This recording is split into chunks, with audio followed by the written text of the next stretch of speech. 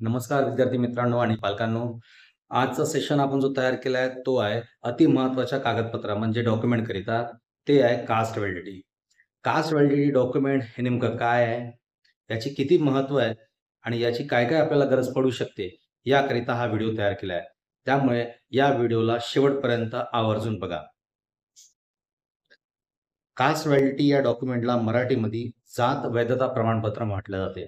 याचे महत्त्व असे 12वी नंतर तुम्हाला कोणत्याही अभ्यासक्रमाला जर ॲडमिशन घ्यायची असेल, ते इंजिनिअरिंग असो, मेडिकल असो, फार्मसी असो, ॲग्री असो, कोणताही व्यावसायिक अभ्यासक्रम असो, जिथे जर तुम्हाला ॲडमिशन घ्यायची असेल आणि ती ॲडमिशन जर तुम्हाला तुमच्या कास्ट कॅटेगरीच्या कोट्यामधून घ्यायची आहे, तर तुमचा कास्ट कॅटेगरी हा कोटा प्रूव्ह करण्यासाठी तुम्हाला कास्ट व्हॅलिडिटीची गरज पडते.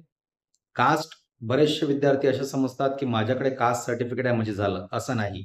तुमच्याकडे कास्ट सर्टिफिकेट असून सुद्धा तुम्हाला कास्ट व्हॅलिडिटी ही काढावी लागते. त्यामुळे कास्ट व्हॅलिडिटीचे महत्त्व हे तुमच्या ॲडमिशनमध्ये खूप जास्त प्रमाणात आहे. आता आपल्याला बघायचं आहे, की कास्ट व्हॅलिडिटीची आवश्यकता काय? एस-सी, एस-टी, एन-टी, व्ही-जे, एस-बी-सी, ओ-बी-सी या प्रवर्गात किंवा या कॅटेगरीमध्ये येणाऱ्या विद्यार्थ्यांना प्रवेश घेते वक्त म्हणजे ॲडमिशन घेते वक्त कास्ट सर्टिफिकेट बरोबर कास्ट व्हॅलिडिटी पण महत्त्वाची असते. कास्ट व्हॅलिडिटी शिवाय ते कोणत्याही अभ्यासक्रमाला प्रवेश घेऊ शकत नाही. त्यामुळे हे डॉक्युमेंट अतिशय आवश्यक आहे. मग आता तुम्हाला प्रश्न पडला असेल, की कास्ट व्हॅलिडिटी मग तयार कधी करायची? ज्यावेळेस विद्यार्थी 12व्या वर्गात ॲडमिशन घेतो, उदाहरणार्थ आता विद्यार्थी 11वी पास करून 12वीत जाणार, तर मे महिन्यापासून त्याचे सेशन सुरू होतात. मे, जून, जुलै काही कॉलेजेस विद्यार्थ्यांना आधीच डॉक्युमेंट प्रोव्हाईड करून देतात व्हॅलिडिटी काढण्याकरता. त्यामुळे आता जे विद्यार्थी 12वीत जातील, त्यांनी व्हॅलिडिटीचा ऑनलाईन ॲप्लिकेशन फॉर्म भरावा. कास्ट व्हॅलिडिटीचे फायदे. आता कास्ट व्हॅलिडिटीचे फायदे जेव्हा विद्यार्थी कोणत्याही कॉलेजमध्ये ॲडमिशन घेतो, त्यावेळेस त्याला त्याच्या कॅटेगरीनुसार फीस लागते. उदाहरणार्थ एस-सी, एस-टी जे कॅटेगरीचे विद्यार्थी यांची पूर्ण ट्युशन फी माफ होते.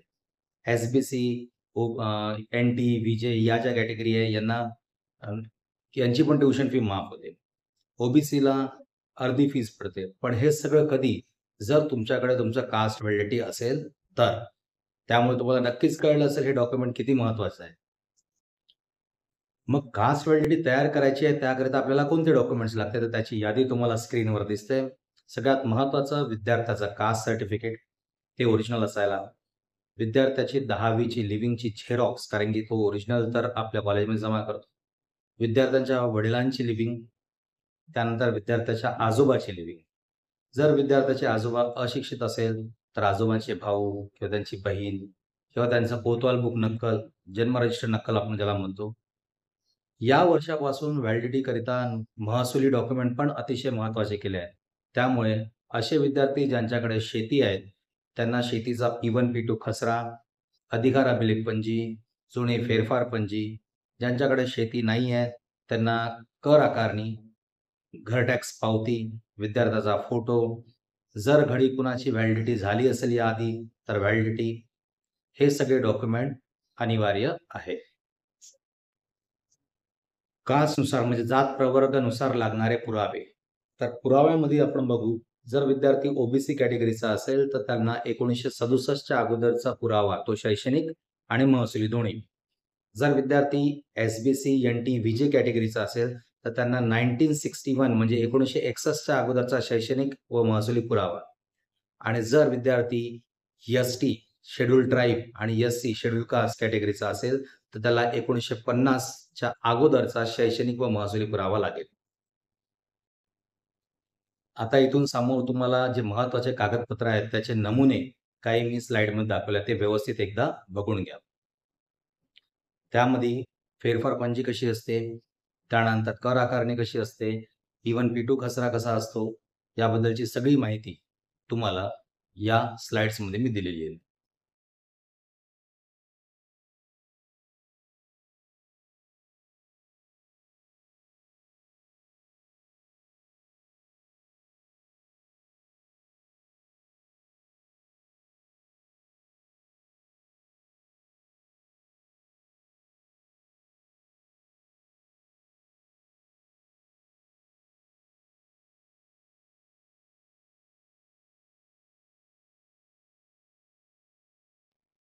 आणि आता सगळ्यात महत्त्वाचं या डॉक्युमेंटकडे दुर्लक्ष करून चालणार नाही.